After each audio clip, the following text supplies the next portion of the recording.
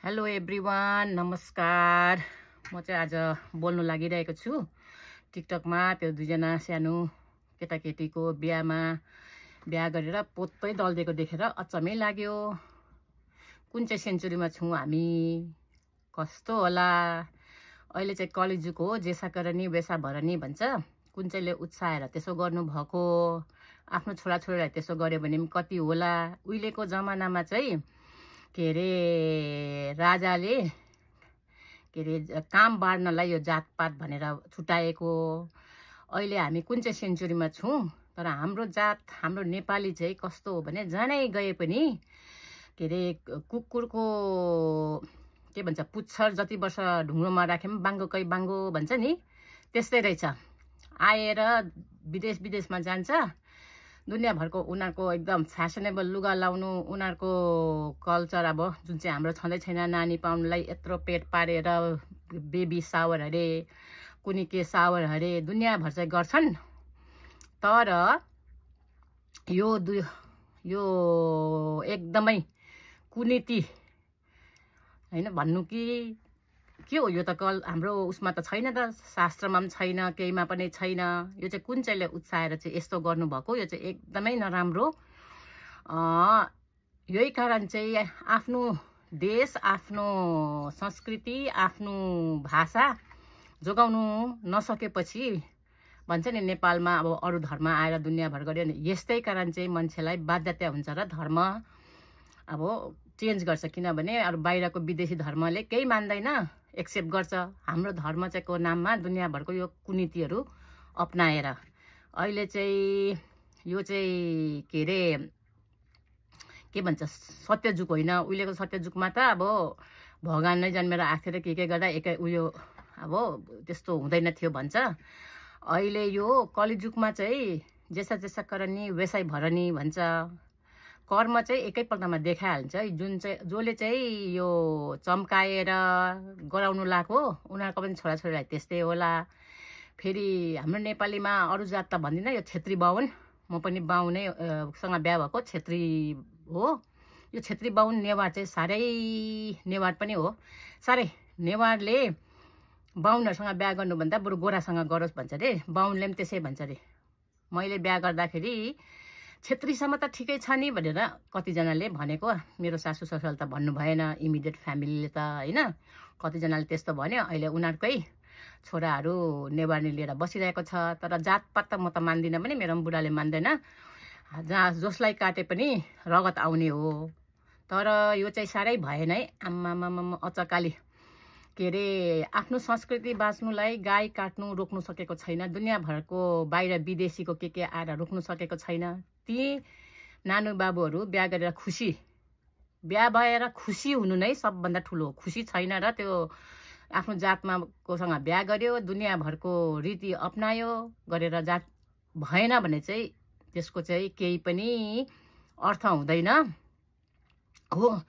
अन्त त्यो एउटा गोराको हेरेको थिएँ, जो चाहिँ गोरु खाने गोरालाई चाहिँ एकदम एक्सेप्ट गरेर राखेर होइन, घरमा गाउँमा गएर चिया दिन्छ अरे, कस्तो गर्छ अरे। हाम्रो यहाँ त भन्छ, मैले त्यो डिस्क्रिमिनेट गरेको होइन, तर पहिला के अरे च्यारिटी बिगिन्स एट होम भन्छ नि। घरबाट चाहिँ सबै कुरो सुरुवात हुनुपर्छ है, अनि मात्रै यो के अरे बाहिर गर्दा चाहिँ मिल्छ। आफ्नै नेपाली दाजुभाइलाई यहाँ पनि मैले सुन्छु, हाम्रो यी माथि ठुलो घरमा बसेको भनेर रेन्टमै हो, उनीहरूको कति घमण्ड होइन।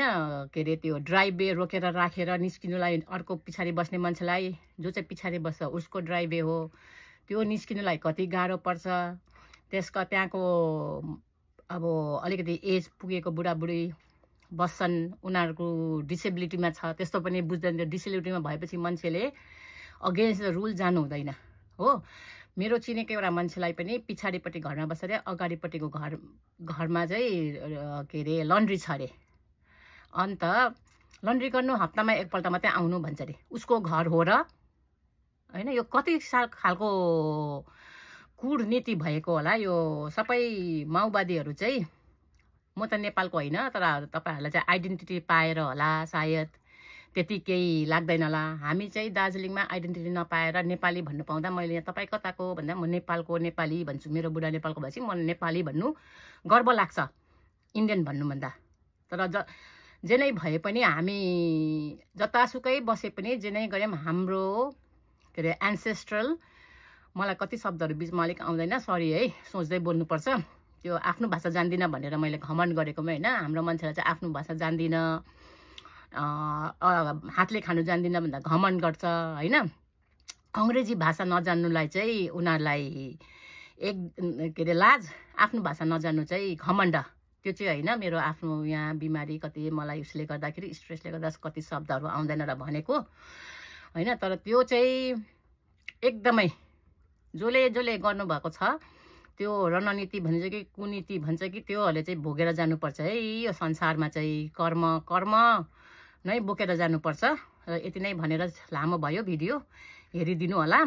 अझै के भन्नु मन लाग्छ, तर साह्रै म त त्यो नानी बाबुको फोटो पनि हेर्नु सकिनँ। एकछिन हेरेर कालै पोतो धसिदिएर के गरेको होला होइन। आफ्नो नानी बाबुलाई सम्झेर अगाडि राख्नु, अर्काको नानी बाबुलाई उछाएर कुन चाहिँ उछाउने बाठेहरू हो तिनीहरूको घरमा पनि त्यस्तै पर्छ।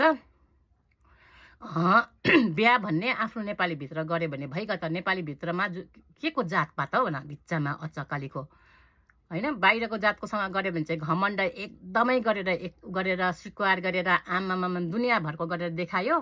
आफ्नो जातमा हुँदा चाहिँ त्यस्तो गर्नुपर्ने। आफ्नो जातमा भित्र त भात मिल्छ, बोली मिल्छ, सबै कुरो मिल्छ, त्यहाँदेखि चाहिँ के चाहिँ चाहिनु हौ।